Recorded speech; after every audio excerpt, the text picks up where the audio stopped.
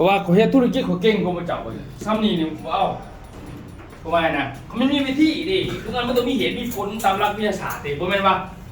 เขาสิบอกไปเลยบ่ได้ว่าขายของบ่ได้เลยบ่ทันบอกว่าเสียหญ้าถมขี้ม้าเด้บ่ทันบอกตัวนั้นไปอีกเห็นบ่บ่ทันบอกว่าเจ้าสิเกิดภัยทีหลังเจ้าบ่เห็นภัยนะกูตัวได้คือว่ากูเว้าได้กูเอามันก็บ่ได้แนะนำธุรกิจเขาสิเฮ็ดอันนั้นระดับนั้นบ่ได้มันมีความเสี่ยงยิ่งของมือนี่ออนไลน์มันโลกมันกว้างไปบ่คำบอกหนึ่งในอันตรายเป็นบอกพิษบอกเนี่ยโจทย์ที่เป็นงานเนาะเนี่ยแล้วเราจะแบบติดตามมันคือมันเป็นหลักสายนะคนอธิบายบอกอย่างที่อะไรไม่บอกพิษเขาสิจัดการเขาเองกันเองเนาะว่าซั่นไม่นะเรื่องเขาติดตามบ่ได้ติดตามบ่ได้จังได๋คือเขาบ่ฮู้ว่าไผเฮ็ดหยังนี่เฮาบ่จักเนาะแล้วแต่เขาดอกว่าถึงว่าแล้วแต่เขาขายบ่ได้ก็คือบ่จบเลยเอาจะไปเก็บให้ติดตามเขาก็ว่าเขาบ่ฮู้เขา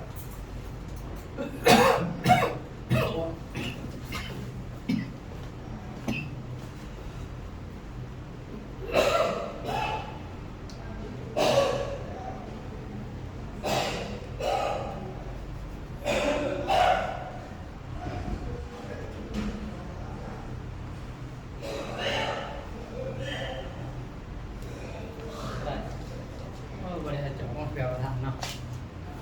เดี๋ยวจะนำหอมเนาะเปลี่ยนี่นำหอมนี่นำหอมตัวนี้น้ำเย็นทำมาทีวีดูว่าทีวีกับน้ำหอมเท่าไหร่เย็นเลยก็เลยก็ไปนี่กับจิตนะเนาะตามมุงลงหรือว่าซื้อหนักบิดนะ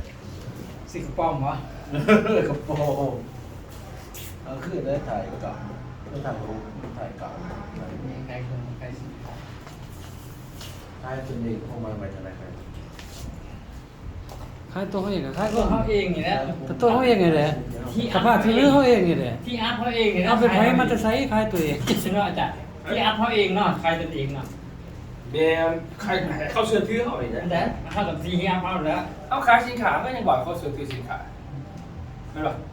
เขาขายสินค้าก็ยังบอกให้เขาเชื่อสินค้าเขาจังทีเขาก็การสั่งที่จะเชื่อความเชื่อมันเนาะแม่ที่แรกก็เชื่อเขาเชื่อมันมี2อย่าง1จากตาเขา2จากหูเขา2อันนี้มันมีอย่างหรอกเนี่ยตาเขาปึ๊บหูเขาฟังใช่เขาสิเบิ่งเองว่าเชื่อถือสันใดโคตรนะมันคือกระเพรามาเซ็ตจังใดนี่แค่นี้เองเวลาเขาระดับของการขายเนาะเวลาเขา10%อย่างต่างๆถ้ามิดนี่เขาต้องขายตัวเองขายตัวเองมันบอกไปเลยได้เด้อบอกให้มันเมนตามนั้นเนี่ยแต่เขาเชื่อถือเมนว่าโอ้ก็ยังพิเศษมากเนี่ยกับโอ้ก็ธรรมดาไปจกนั่นเขาไม่สนใจจะดอกเมนเนี่ยคอยนี่เป็นนั่นเป็นนี่มายังมาไอ้สิ่งเนี่ยมันผมหมายนะแล้วเขาจะคือว่าเขาพยายามขายตัวเองขายสิ่งนึงเขาพยายามขายตัวเองขายคุ้มจริงตีจะไปขายเนี่ยเขาเจ้าใหญ่นี่กับแม่สิเป็นอีกครับมันโมเมนต์นั่นแหละครับแม่มันดีเลยมาแต่ว่ามันโมเมนต์แต่เนี่ยแต่เนี่ยอะไรเรื่องของมันคนที่ขายตัวเองขายซัมคอยนี่เป็นคณะกรรมการบริหารของบริษัทนี่นะก็เป็นผู้บริหารของบริษัทคอยเฮียนมากจากบริษัทโดยตรงก็แล้วหลักการต่างๆมันนี่เขามาให้ข้อมูลดีเทลเหมือนเขาบอกไปซื้อคนก่อนแต่หูแต่เขามันมีบทมีภาพมันก็เป็นตาเขาพอดีเพราะเขามีหน้าที่เอางานเป็นร่มทั้งคนเขาตอบสนองอินทรีย์มันไม่อย่างอื่นเลยตอบสนองหูเขาตอบสนองตาเขาตอบสนองจิตใจเขาสมองนึกคิดเขาเนี่ยดีเทลก็คือเป็นอย่างมันต้องมีสินค้าว่างหลายๆได้จับได้ป้ายได้เห็นปุ๋ยได้ร่มได้ยังได้เห็นส้มเคยมาตอบสนองอินทรีย์เท่านั้นเนี่ยผมมียังเลยได้ดมได้ยังได้เห็นยังดีเคยมาตอบสนองอินทรีย์รายการหลังจากเขาสิปรุงแต่งใส่ช่วงคิดเขาเองนะฮะการเรามีเครื่องมือที่เป็นตอบสนองบุคคลมันก็กลายเป็นลักษณะว่าเขาตัดสินใจบ่ได้ใช่ไหมแม่บ่ดักเนียนหลักการบ่เป็นเฮ็ดจังได๋แล้วเขาต้องเขาจะว่าเฮาไปลงน้ำคนมีหูตาจมูกลิ้นกายสัมผัสเขาต้องการตอบสนองเขาแล้วเขาสิปรุงแต่งว่าแม่นหรือบ่แม่นหลังจากเขาเบิ่งแล้วเขาเชื่อมั่นเลยเขาจะมาขายข้อมูลบัดนี้เห็นบ่หลักการขายข้อมูลพอขายข้อมูลปุ๊บเนี่ยมันบอกถึงเหตุและผล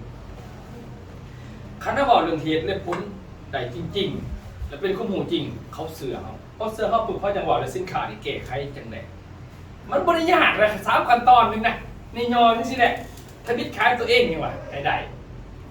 ดูเต็งตัวดูนี่เป็นยังบริษัทเขาจังออกแบบเสือแต่ละเสือบางคนบอกเขาจะได้จบช่องนั้นเขาคิดในใจว่าเด่นนะแต่เราประทานน้องเบียเองก็ยังห่วยพอมือนี่ใส่สีนี่เด้อมืออื่นสีนี่เด้อแล้วเขาลงพวกแม่เข้าจนเราบริษัทอีกครับเขายังบริษัทอื่นมาจักยังคือคนเนี่ยมาตกมาตัวนี่มันมีเขาว่านะเขาบอกบริษัทไหนเขาว่าดีเดียวกันนะนั่นแหละนะฉะนั้นเขาบอกการขายนี่การเขียนบทด้วยกันแต่พี่เขาต้องผ่าเสนอตัวเองเพื่อเขาจะขายตัวเขาต้องเสนอ Facebook เหมือนกัน Facebook เขาออกแบบว่าให้เจ้าดิเสนอตัวเองนำเสนอตัวเองนำเสนอตัวเองนำเสนอตัวเองให้ได้ทำไมนะเห็นบอกจะไปเบิ่ง Facebook ข่อยเขานำเสนอข่อยเองนำเสนอข้อมูลนำเสนอสินค้าแต่เขาไม่ได้บอกว่าสินค้าดีอย่าง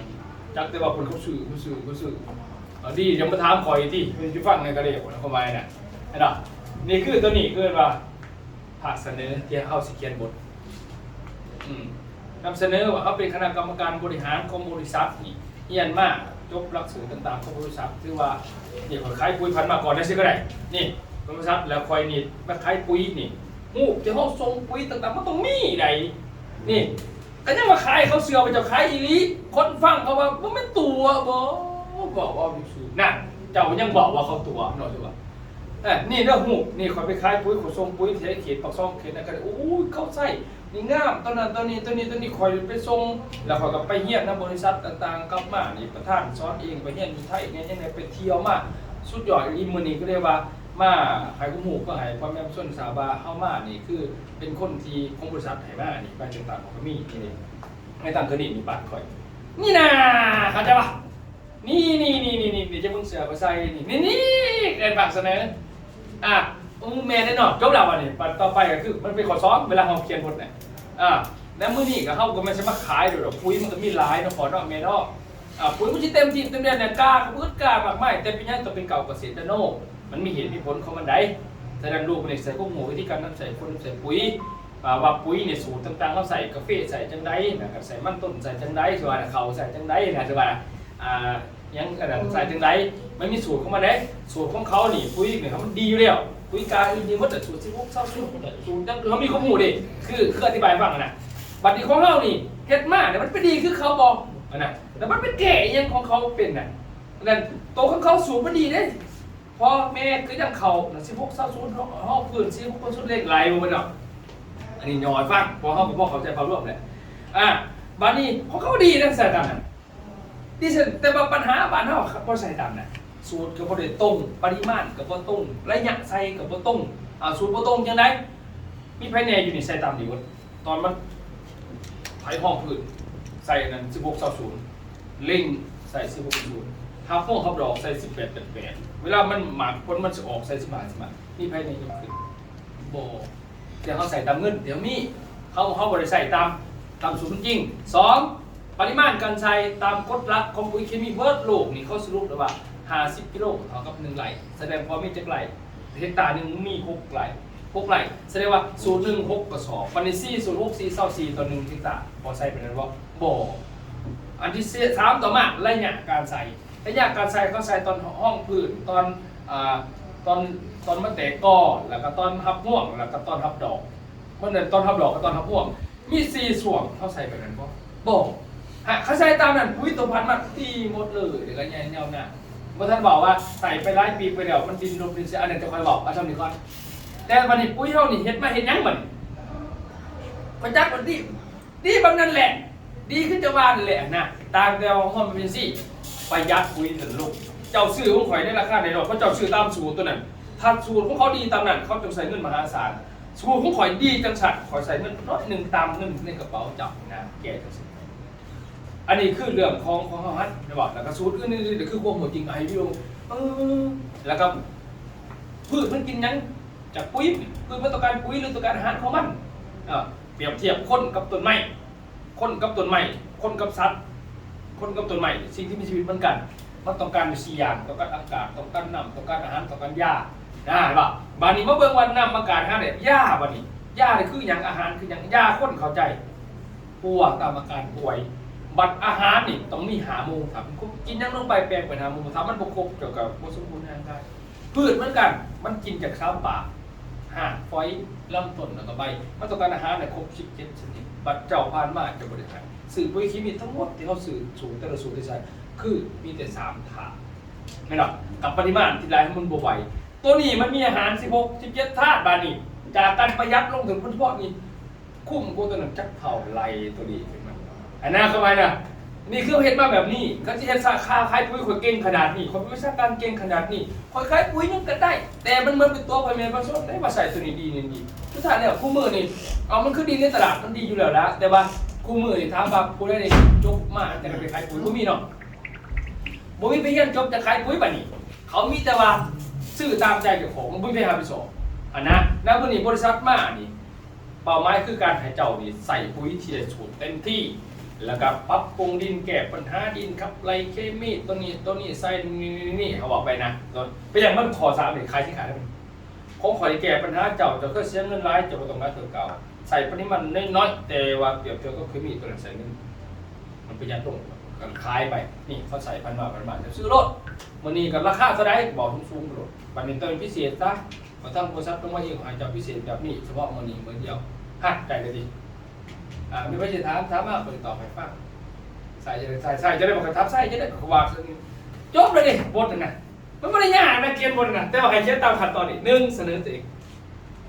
นำเสนอตัวเองเดี๋ยวบอกบริษัทเดี๋ยวบริษัทนี่เพราะสามบริษัทก็ต้องบอกได้เลยจะมีเรียนเพื่อเขามีบทอิงนี่มีใบนี่นะเข้ามานี่เขาต้องเสนอตัวเองเข้าไปเอาลงไปเที่ยวเส้นเองเนี่ยเมื่อเขาเป็นคนหนึ่งแล้วเขาเป็นมาจากบริษัทนี้จังมาบอกทั้งข้อมูลทั้งคุยแล้วจะมาขายสินค้าที่มันมีแก้ไขปัญหาอย่างซื้อไปแล้วเจ้าสิแก้ปัญหาอย่างเจ้าอะไรนี่นะมันก็เป็นขาดของมันไม่ได้เขียนบัดนี้เขียนบทแล้วเอาหูมาใส่ตามบทมาเห็นบทพาวบกปล่อยอันนี้เป็นพาวบกปล่อยขึ้นมาแบบนี้แล้วเขาไปนำเสนอไปทุกคนเห็นคือขั้นต้นนี้ถ้าลอกแล้วก็มีของเราสติก็มีบทของสติทุกคนบทเองบทไหนตามสบายควบหูกลางกับตัวไหนเขาไปประยุกต์เข้าไปเขาก็จะเป็นตัวเป็นทองตามบทเขาแต่ถ้าเขาใจวัตถุประสงค์เขาสอนนะสอนจากไหนจากไหนคือบทของเขาดีคนเนี่ยเดียวคือการประหยัดต้นทุนเพิ่มทุนผลิตจะเคยใส่คำนามตัวไหนก็ตามจะอยากให้มันเด็ดเต็มสูตรบอกพันมาจะมีปัญหาตัวนี้มันเก๋จะได้เก๋จากไหนซื้อบทมันไม่ใช่ก็สูตรจริงมันจริงสิจะใส่พิษบทจะได้เก๋มันถือบอกจะใส่ตัวนี้เป็นเทศนั่นสินะประหยัดกว่าแบบนี้คนนี้แต่เราก็ต้องขึ้นมาจากอะไรคือกันใครเห็นกันใครกันมาเห็นกันทำนี่ก็ไม่จากคนเดียวเนี่ยบัดนี้เขาก็ไปแก้ของเขาตามคนฟัง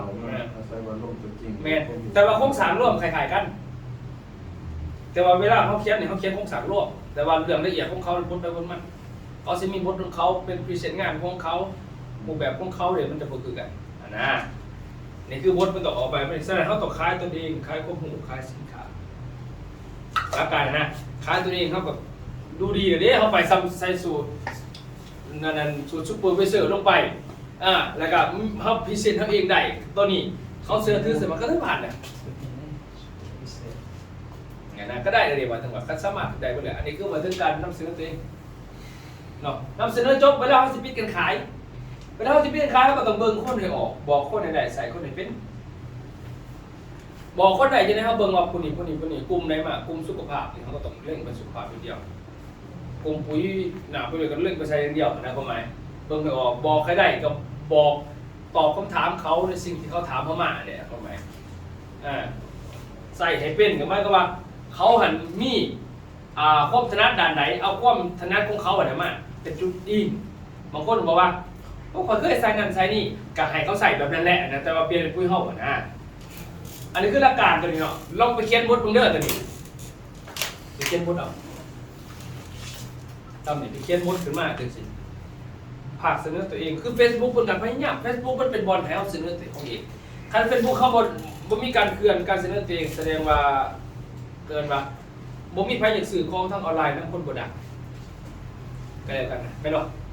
เขาบ่สื่อถือดิบ่มีใครอยากไปหูจักคนบ่ดังเลยลูกที่มันกันเวลาเขาเก่งกว่าเขาปุ๊บเขาจะใหญ่สายหลดสักเกตเขาใหญ่สายหลด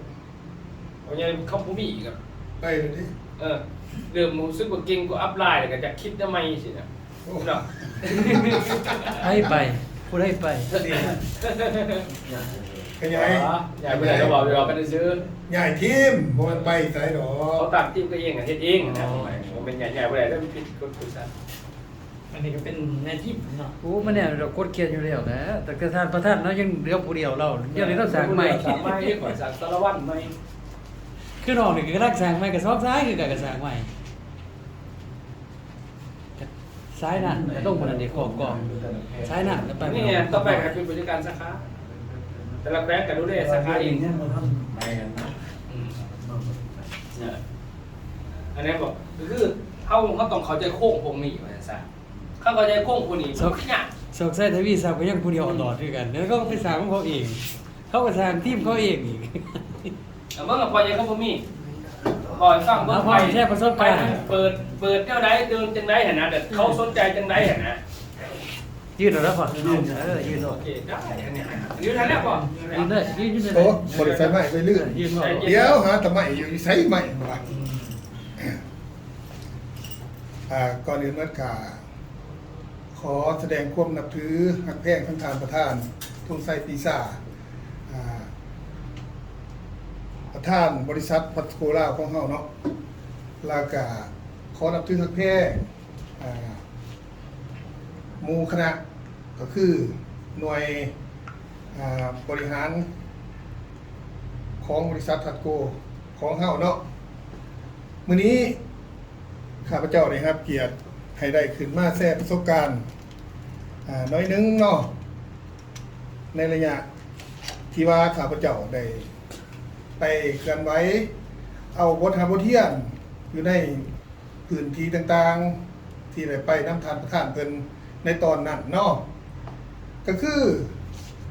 ที่แรกๆที่พวกข้าพเจ้าได้ไปเนาะก็เป็นหนึ่งมาก็แม่นว่าทึ้นฮ้อนบ่ว่าการกินการอยากบนพักบนเช้าก็แม่นท่านประธานเพิ่นก็ได้เบิ่งแย่งตัวจริงย้อนว่าเพิ่นอยากสร้างให้สมาชิกของเพิ่นหรือว่าผู้อยู่ใต้ล่างของเพิ่นนี่มีความก้าวหน้าหรือว่าบริหารของเพิ่นให้มีความก้าวหน้าบริหารเวียกงานได้ตามความต้องการของบริษัทเนาะบัดนี้ในเมื่อไปจังซั่นเนาะข้าพเจ้าก็ได้เอาใจใส่ศึกษาค้นคว้าเบิ่งสภาพตัวจริงเกี่ยวกับการไปบ่ว่าแต่การพัวพัน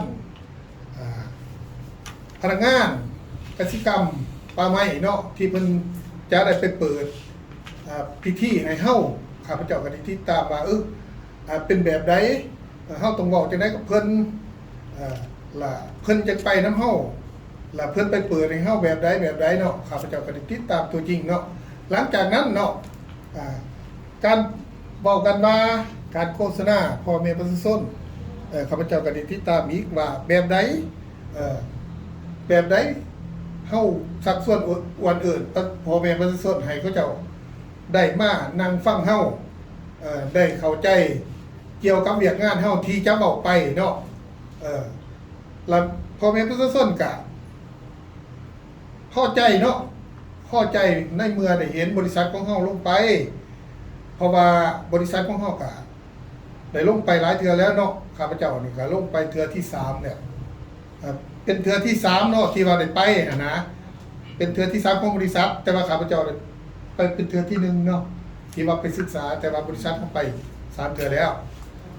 ดังนั้นพ่อแม่ประชาชนเขาเจ้าก็ดีใจในเมื่อได้เห็นว่าโอ้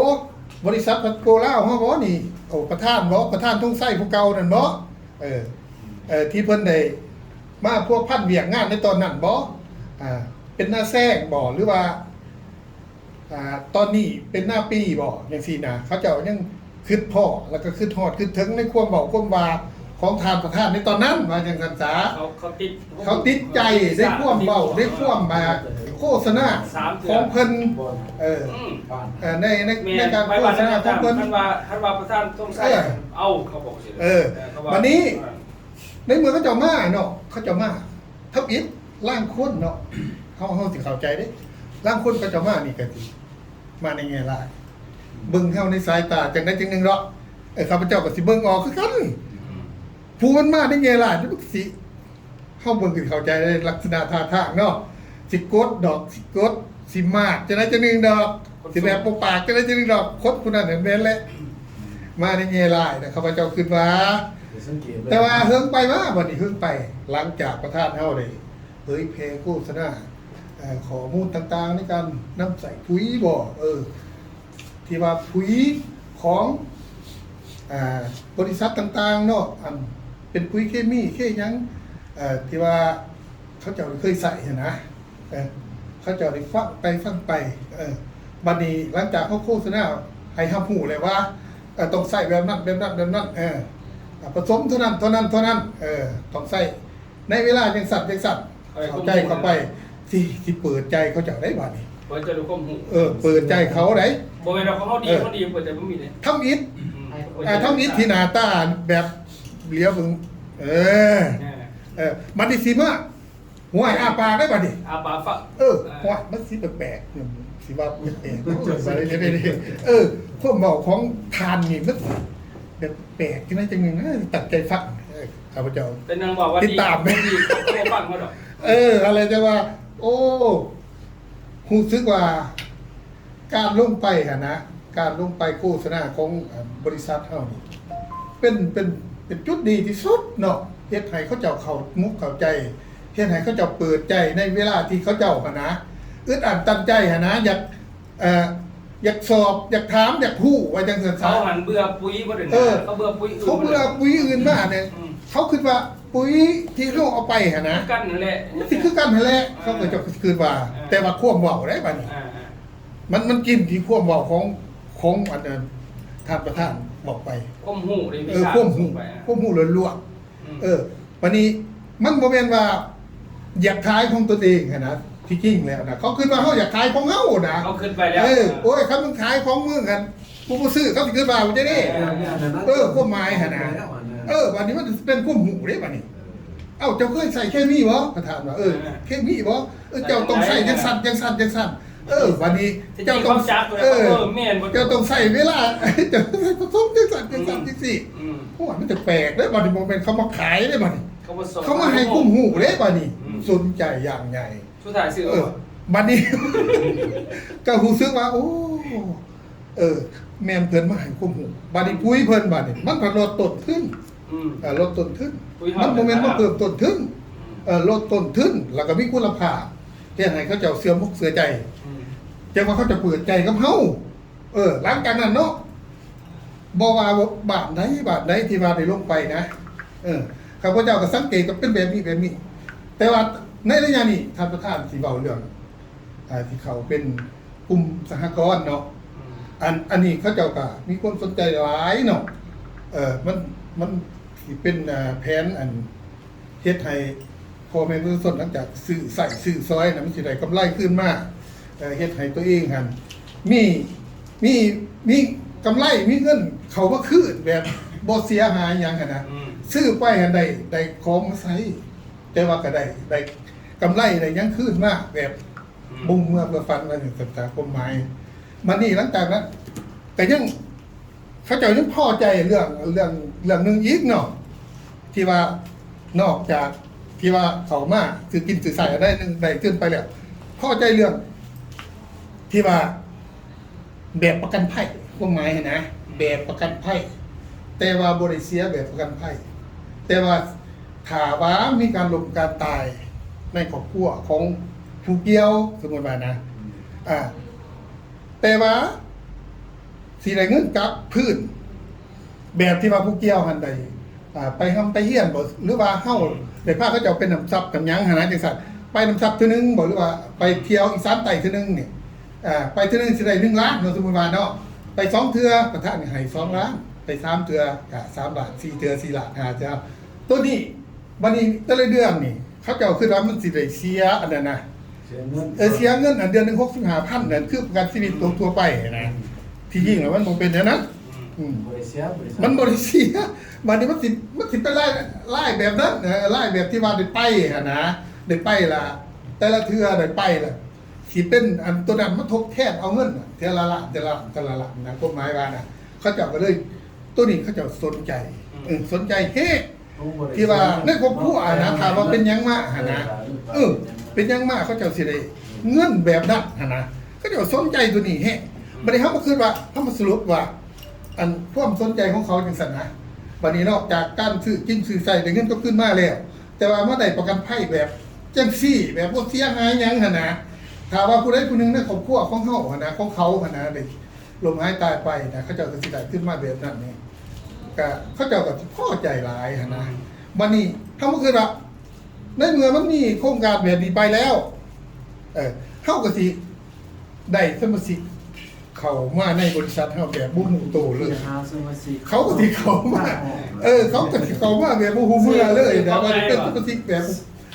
บบ่ฮู้โตเลยว่าตัวเองได้เข้ามาเป็นสมาชิกของบริษัทตัวนี้อันนี้เป็นแผนเยี่ยมยอดของท่านประธานดีๆได้นี่อันตัวเมื่อยท่านประธานได้ว่านี่ก็หลาย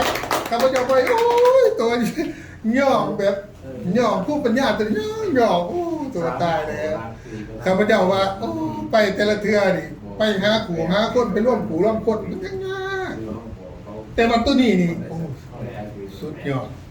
อดอีนี้ตัวนี้เป็นสุดยอดแบบเขาหาสมาชิกบุญญาอีนี้ตัวนี้คือว่าเขามาหา สนใจทุกบาทเนาะ แม่นสนใจทุกบาท สนใจเบิดนี่ได้บ่แม่นว่าสิ สนใจเบิด บาท วัดตะเบาตัวนี้ไป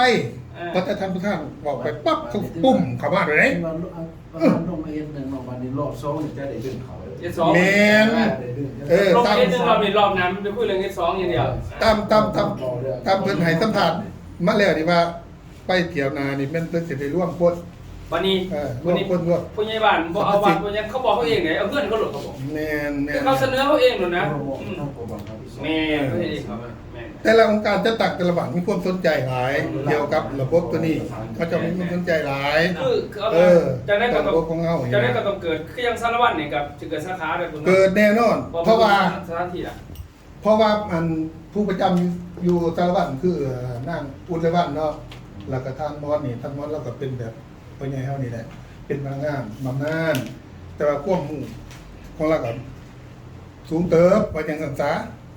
แล้วก็ภูมิปัญญาของเราก็สูงบัดนี้ความมักความหักต่อบริษัทตัวนี้แล้วมัก มากแบบ มากบางข้าพเจ้านี่ไปแบบไปศึกษาทัศนะซื่อๆว่าสันษาไปทำปีอ่ะแต่ว่าเราให้เกียรติเท่านะจังสันเขาจึงหูจักว่าโอ้ล่ำหมักบริษัทตัวนี้เรานับถือบริษัทตัวนี้นะแต่ว่าเกิดแน่นอนสารวัตรนี่ข้าพเจ้าคิดว่าดังในอนาคตหลวงเด่นกว่าหมู่วัดเพราะว่าผู้นับอยู่หันมันเขาจะเด็ดขาด แกนน้ำแน่นแกน แก น้ำ นคุณแกนเด็ดขาดที่สุด แข็งแกร่งดี เข้าใจแบบแผนเข้าใจวิธีการเฮ็ดเวียก แน่น มันชนเขากับเสียมันเนาะ คือเขาขอจะได้เขาไปเฮ็ดเวียกได้เวลา ได้หลายอันได้มี ของบอกง่ายๆว่าท่านประธานสร้างคนโดยการขาย จังมาข้าพ แต่ เจ้า เขามีรายได้ คิดว่า แต่วันนี้เขามีรายได้จังซั่น ภูมิปัญญาแบบนี้ เขาอยากเฮ็ดบัดนี้เพราะว่าเขาเฮ็ดกับหลายๆบริษั ข้า ท พเจ้าคิดว่าโอ้ดีหลายเยี่ยมยอดเป็นแผนยุทธศาสตร์อีดีสำหรับบริษัทเฮานี่นะสำหรับแผนตัวนี้นะข้าพเจ้ามั่นใจในบริษัทข้าพเจ้ามั่นใจในความหูของทางประธานอีดีตัวนี้เป็นแผนเยี่ยมยอดเนาะผมนึกคิดของข้าพเจ้าคือว่าในเวลานี้ก็รู้สึกภูมิใจหลายเต็กกี้ก็แบบสำคัญก่อนนะบ่ได้เต็มร้อยคือเดี๋ยวนี้ก็รู้สึกว่าโอ้มันเป็นเส้นทางที่ดีกับข้าพเจ้าหลาย ซื้อคอมก็ไปยิงเติมใหม่นะ มั่นใจแล้วว่าจะสัจจะ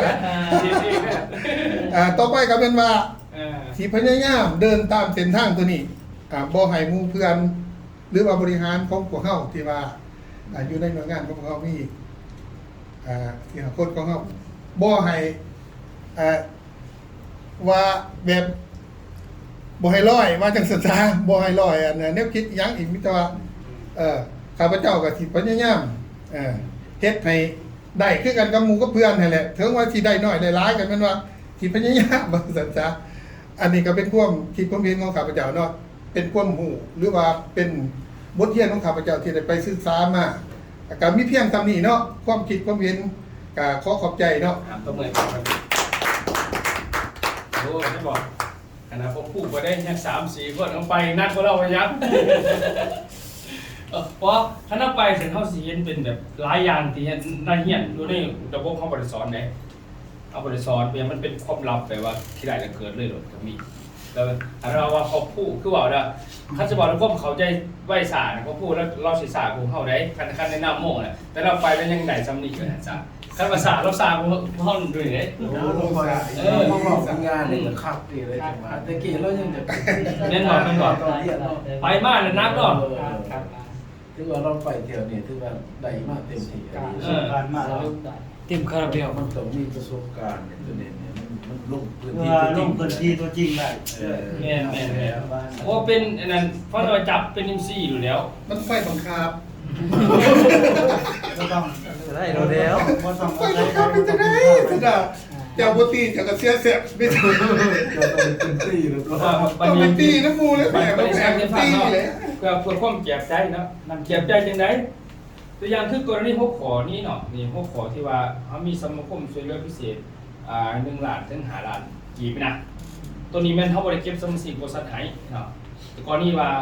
แต่สมนุพวกของเขาหันเสียชีวิตเขาได้ก็ได้เดี๋ยวแต่คำถามคือเอาเงินมาทางไหนก็ว่าเอาคันบ่ตายไปเดียว2-3 คนวันเดียวพระธาตุสิไว้บ่เงินหายเนาะมันก็มีโอกาสลมได้อันนี้บอยฟังว่าเอาเงินมาจ่ายโอเคเนาะ อธิบายตัว แม่เอาไงเจ้าเฮียน้ำข่อยเนี่ยจะไปเข้าใจน้ำข่อยเจ้าโคตรนั่นดูไหนแต่ว่าคันคนบริเฮียนวิคือดูเองอีกวันหนึ่งที่จริงคบงูเขาบรินี่จะมีชงโวมันข่อยได้ข่อยเฮ็ดยังไงฉะนั้นข่อยเฮ็ดยังต้องมันคงเด้อให้เบิ่งว่ามันคงยังไงฟังเองตัวนี้ใช่ไหมเดี๋ยวเสร็จเดี๋ยวมันก็เดี๋ยวเบิ่งเรื่องความสัมพันธ์กันเด้อตัวนี้นี่ได้เรื่องอีกแล้ว200%ตัวนี้พวกเกี่ยวตัวนี้สากลเนี่ยมันไล่ไปแล้วนี่มันสิสัมพันธ์กัน6 7 8มันสิสัมพันธ์กัน3ข้อแบบ6อยู่ไหมคำว่าคนที่นั้นเป็นสมาชิกที่มี1,000 คะแนนเขาอาจจะบ่เฮ็ดสากลบางคนเขาบ่เฮ็ด150ดอกข่อยย่านข่อยค้างบ่เป็นดอกแต่ว่าข่อยซื้อปุ๋ยจะข่อยจะ1,000 คะแนนข่อยจะได้6 7 8เลยก็ได้บ่ได้เขา6 7 8ไปคันเขาเป็นซุปเปอร์ VIP เขามีโอกาสแสดงเขามีเสือสีบัวดิมีหับไปอย่างยืนแสดงว่ามันสัมพันธ์กันกับกิจกรรมนั่นแหละมีใบอย่างยืนปุ๊บบาทนี่เขาจะได้เก็บใบสแตมป์แบบเขาตัดอยู่ลงดิเก็บไปเขาซื้อเองจักบีเขาก็เก็บใบซัมเมอร์ซิกเขาจะซื้อเขาก็สมัครได้นำในตัวอย่างคือนี่เขาซื้อเอง1,000ขนาด100 BBก็ซื้อ100มันคอยเป็นผู้แนะนำเดี๋ยวคอยกระไดนำอีก100เนี่ยเป็นของเขาอีกแล้วเดี๋ยวคอยก็ยังเบิกเอาอีก100ได้เพราะว่ามันจ่าย2 เทื่อ100แล้วจ่าย2 เทื่อแต่3 วันนี่เก็บครบ5,000 BB ปั๊บเดี๋ยวจะได้ฝากแล้วอย่าลืมมา5,000 BB ปึ๊บเขาแสดงว่าห่วงงานนั่นแววคำปฏิหนึ่งที่นังฟรีแต่ว่าตอนกลับหายเงิน100,000 กิบเนาะแต่เงินได้100,000 กิบตอนกลับแล้วเบิ่งว่าเบิ่งด้วยว่าเขาเอาเงินแต่ละมาจ่ายรวมหมดเด้ออันนี้ 200%อันนี้100%เป็น300อันนี้100%เป็น400บัดนี้ต้นนี้เขาหนาเรื่องงานอีกดิ100เป็น500เนาะอีก100%ของคะแนนมันเป็นน้ำมันจ่ายอยู่ในนี่มาจ่ายอยู่ในนี่ 30เนาะ นี่3 อัน 678 คือเห็นป่ะบริการเป็น600ก็ได้กลายเป็นว่าเป็นยังไม่ได้รายกลับเป็น600พอเอามาจ่ายนี่แหละพอเดี๋ยวไปจ่ายในอื่นเลยมาแล้วเบิ่งเด้อวันนี้100%นี่เอา100%ของ3มาเท่าไหร่3ข้อนี่ต่าง100%เด้อแสดงว่า5,000 BV 100%เท่าได้เงินมาจากบาทจักบาทก็ มี500บ่ 100%ของ5,000เด้อเท่าไหร่ก็5,000เดียว 5,000 เฮ้ย คือใช่ซะ5คิดหน่อยอยู่ แสดงว่าเขาสะสมมาเนี่ย5,000นี่นะเนาะเขาได้เงินมา5,000 บาทเลยใช่ป่ะได้5,000 บาทปุ๊บ1 ครั้งเขาเนี่ยนะเขาหันมาจ่ายให้เขาลงเพศมาจ่ายให้เขาอีก100,000แสดงว่าเขาจ่ายอยู่350,000 10,000 กีบเข้าใจป่ะได้5,000นี้มันวะ สิไรเด้อสิไรว่าเงินทองเขาเอาจะมาจ่ายเขามันสิขาดทุนได้จังใดไผสมมุติว่าเขาไปจ่ายบ่มีดอกเขาคิดแล้วมันแล้วก็มันตาย10คนมันก็จะมีเงินพอ10คนเฮ็ดดอกบ่แม่นจะเฮ็ดคนเดียวจ่าย10คนแม่นบ่10คนเฮ็ดเนาะ 10คนเฮ็ดก็เงินเป็นเงินมากมันก็มีเงินเข้ามา10ทางแม่นบ่ล่ะเพราะหมายน่ะมาเบิ่ง5,000 บาทเนาะลงไปเบิ่งเด้อ5,000 บาท350,000นี่350,000กีบมาหารน่ะหาร6 7ซะดอกใช่บ่เนาะก็ถึงอยู่524อะไร525 บาท525 บาท 5,000 มาลบ525 บาทเนาะนั่นแสดงเขาว่ามันยังมีเงินเหลืออยู่ 4,475เหลือเด้อ 4,475 ตอน1ครั้งเนาะ1ครั้งเนาะบัดนี้ผู้นี่เขาผ่านแบบนี้3เทื่อเขาได้ไปวนทีนึงไปดิบ่แสดงเขาผ่านแบบนี้3เทื่อก็เอา 4,000 คูณ 3เนาะไปเนาะมาคูณ3มันก็มีเงินอยู่ 13,000 แม่น13,425 บาทเนาะ13บาทเนาะอันนี้หมายความว่า เขาไปซ้ำครับทุกคนหนึ่งวัน แม่นเงินดอกหักแต่ว่าอันนี้มันมาหาดอก2บัดนี้เป็นหยังคือหัก2เพราะว่าอย่าลืมว่า5,000 PV มันบ่แม่นเฮาซื้อคนเดียวมันว่าเขาซื้อก็ให้บัตรสมาชิกซื้อเขาจ่าย2เทื่อแสดงว่ามันต้องหัก2แม่นบ่แสดงว่าเขาบ่ได้เงินมาเบิดเพราะว่าเขาจ่าย3เด้แสดงว่าเขาสิมีเงินเพียงแต่600 6,712 บาทแสดงว่าหาร2มันสิอยู่ที่ 6,712 บาทแสดงว่าเขามีเงินซ้ำนี่มากไป3เทื่อมีเงินนี่แสดงว่าอันนี้เขาจ่ายไปแล้วนี่เขามานี่3เทื่อดิเขามาร่วมงาน3เทื่อเขาจ่ายไปแล้วมันจะเหลือเงินซ้ำนี่บัดเหลือเงินซ้ำนี่ปั๊บเขาไปนี่เทื่อนึงเขาก็มาลบอยู่เด้อเอามาลบตัวได้2,500เนาะค่าบัตรมันดิแม่นว่าเขาจ่ายนะนี่แสดงว่าจ่ายค่าบัตรปึ๊บ2,500ตัว1ครั้งเนาะเพราะว่าเขาผ่าน3เทื่อดิเท่ากระจายลงไปอีก2,500ที่ค่าบัตรเขาปึ๊บมันก็ยังเหลือเงินอยู่ 4,000ถ้าแม่น 4,200 ตัวได้12 บาทเนาะแล้วก็หมายความว่ามันสิมีเงินอยู่ 4,212 บาทเก็บไว้เวลาเกิดเรื่องขึ้นกับเอามาให้เจ้าคือเขาได้ต่างเป็น1 ล้าน5 ล้านมันความจริงมัน4 ล้านไปเขามาคูณเมื่อไงเขามาคูณ6 7มันมีเงินถึง2 ล้านได้บ่แม่นแต่ล้านแต่เขาต่างตัวเลขล้านนึงไปมีเงินได้เพื่อนนั่นเพื่อนนี่เลยไปก็บ่แม่นสิเป็นหมอกโดยพื้นที่กับน้ำมันหมกน้ำมันไหลให้คนไปงอมน้ำเสียนะไปน้ำกันมันก็มีรายไว้นี่สรุปเขามีเงินแล้วนะเขาจะไป2 เทื่อจะผ่านเขาก็มีเงินตัวอีก2 เท่าผ่านหาเท่ากับหาเท่าเขามาให้นะเขาก็5 ล้านแล้วก็มีเงินสำรองอีกพวกอะไรเติมมันไปดิสรุปแล้วบ่มีความเสี่ยงหรอกบริษัทบ่มีความเสี่ยงแล้วเขาก็บ่มีความเสี่ยงแล้วบ่ต้องขึ้นว่าถ้าตายบัด10 คนมันเนื้อมันไว้ก็ไม่แห้งมีเงินเด้อเฮ้ยคนเดียว10 คนเฮ็ดเนาะเขาไม่มีเงินเท่านี่คือบอกถึงว่าที่ไปที่มาของมันของเงินตัวเขาสิจ่ายนี่ห่วง100%ของตัวนี้เลยที่ว่ามีการค้าขายกันเองนี่ตัว ท่านสิได้5,000ดีดี 100 คนจะกัน100 เท่ากันตามนั้น ตัวอย่างคือ5,000 PV เนาะได้จากสายเป็นสิเนาะตัวอย่างคือสมมุติว่าเฮาเป็นผู้นำเนาะเฮาเป็นผู้นำเฮานี่นะเฮาเฮ็ดสหกรณ์ซะส่วน150 PV เนาะต่อเดือนเป็นบ่เฮาแนะนำ10 คนเฮ็ดน่ะเงินโบนัสเฮาได้ตามนี้เนาะ10 คนเฮาก็ได้อีกจาก150คูณ10ก็ได้สิก็ได้1,500ดอก5 เดือนก็ได้ดิ4 เดือนก็ได้เด้ล่ะบ่ล่ะ4 เดือนได้ดิแสดงว่าผู้ที่ซื้อ PV เฮาก็เก็บ PV ไว้4 เดือน6 เดือนเฮาได้ปัญหาดิ3 เดือนได้10ปัญหาเนาะ4 เดือนก็ได้6 6,000ผ่านแหละอันนั้นบอก4 เดือนได้สินะเกิดมาดิมันพูดนี่กันได้ชิดเลยดิ4 เดือนปุ๊บผ่านนี่มาห่วงนี่ปุ๊บแล้วก็4 เดือนอีกสรุปว่าคะแนนดีกว่ามันปีหนึ่งผู้ที่ครบ3 ขันผู้ที่ได้ตัวนี้ปีได้ดิอันนั้นมันไปเข้าสมัครทักษะคนดีไว้แต่จริงเรือบนลายเรือจะ2 คนนี่เขาแห้งกันหรอกเรือคนเห็นนะแต่ไม่แห้งกันเลยดูขาประจำเลยนะอาจารย์ตะพงศ์มันเพราะท่านบอกเขามาเข้าใจพี่ผมนอกจากก็ได้สากลไม่ได้มาเข้าใจเรื่อง M คะแนนที่เขาสื่อสุดจากบริษัทไปลง M พอมาได้เงินอีกเฮ้ยมันคือได้หลายแบบว่าตัวไหนก็ซื้อตัวไหนก็ซื้ออยู่ไปดอกเที่ยวกับเที่ยวฟรีไปก็มากกับฟรีมันก็บอกคนเครือข่ายที่มันเคยบริษัทอื่นเท่าไหร่มันก็ขี้โม้ไปดิบัดนี้เนาะโอ้ยเจ้าเดี๋ยวน้ำข่อยนี่มาผมแบบว่าโดดคน ดูดบ่ตีบ่ได้หันมาเบิ่งแล้วแต่เฮาต้องเฮ็ดให้มันเนียบที่สุดเลยนะก็จะหักษาความเก่าเข้าไว้ที่สุดนะพยายามตัวนี้แหละพยายามเขาเอาคนเข้าใจมันถ้าคนเข้าใจมาเฮ็ดนี่เฮามันคงได้ความรวยบ่แม่นมาปากกระป๋องเนาะความรวยเฮามาจากกัน150ปีอย่างนี้นะสมมุติว่าเฮาไล่แพงงานเนาะสมมุติเด้ออันนี้บ่แม่นน้ำเฮ็ดเด้ที่ยังคือไอ้ยอดทรายเป็นเสาหลักในการสร้างเนาะนี่เนาะ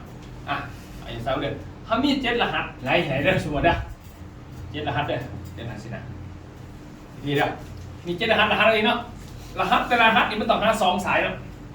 สายนี่หัวหน้าหน่วยสายนี่หัวหน้าหน่วยสายนี่หัวหน้าหน่วยสายนี่หัวหน้าหน่วยสายนี่หัวหน้าหน่วยสายนี่หัวหน้าหน่วยสายนี่หัวหน้าหน่วยสายนี่หัวหน้าหน่วยหัวหน้าหน่วยเนาะหัวหน้าหน่วยไม่ได้ไปหัวหน้าหน่วยก็หับติดสอบสมาคมเขาอยู่เนาะเขาก็มีลูกเขาตัวทางนั้นเนาะของเขาคางใน10คัน10เท่าไหร่ล่ะ10คันนี่พวกนี้ก็คางกัน10เท่าไหร่ล่ะ10นี่นะเขาก็ซื้อพอใน10เป็นเศร้าเนาะลงเป็นเศร้าเขาซื้อ PPI เป็นเศร้า150 PV แต่อยู่ในหันชัวว่าเขามีคะแนนสัก PV ฉันน่ะอีกบอกจาก200ส่วนเนาะตัว PPI นี่ไล่เป็นของเขาอยู่แล้วเนาะแต่ว่า PV นี่มันไล่ขึ้นทั้งมันแบบ200คูณให้20คนไปเท่าไหร่4,000คะแนนเนาะ4,000 วิต่อเดือนเรียนขึ้นนะครับอีก 4,000 ขึ้นนะครับอีก 4,000เป็น 4,000มันได้สิเบิ่งว่าคะแนนมันจะไอ้ก่อนตัวรวยด้วยนี่ได้ทุกเดือนพอ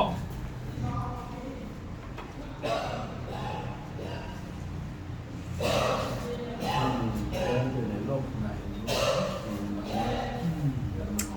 ก็เป็นที่พอใจ ในเปียกนี่ว่าหนึ่งพวิโรธพี่ละทำสีเอาสิไปแอบเนี่ยขับรถ ยังซับซ้อนอยู่นะ ได้ดูได้มูลค่าใส่กากเนาะ เนี่ย ได้มูลค่าเขาก็ให้เกี่ยวกับเกี่ยวฝาก บนนั้นไหนรถซ้ำไอ้ยอดที่สมบูรณ์ก็ซ้ำสีเอาซ้ำพอเข้าพวิเขาเนี่ยซ้ำสิไป ต้องขึ้นว่ามือเดินเนาะห้องนี้แล้วมีประชุมอีกห้องนึงห้องนี้ก็ประชุมอีกคือครั้งนึงอยู่รวมกับประชุมเนาะอาจารย์แต่ละคนนะครับบางท่านรับผิดชอบพวกขอแต่นี่แม่นบ่ได้ต่อไปรับผิดชอบพวกขอนี่มันจะมีขนาดนึงขึ้นมาขนาดที่ซ้อนไหนขนาดนี้มาขนาดที่ซ้อนมันจะคนละกลุ่มซ้อนกันนะมันจะปนกันเสียงนี่ไปจักอยู่ลุมว้าวไปจักอยู่นี่ก็ว้าวอยู่นี่ก็ว้าวบริษัทอื่นพวกกันใหญ่ขายมาเบิ่งคือสิเงินลงหูกระถ่ายลงก็จะเงินขาดทุกเสาร์ทุกทิศทุกเจ้าทิศเลยโอ้ยคัก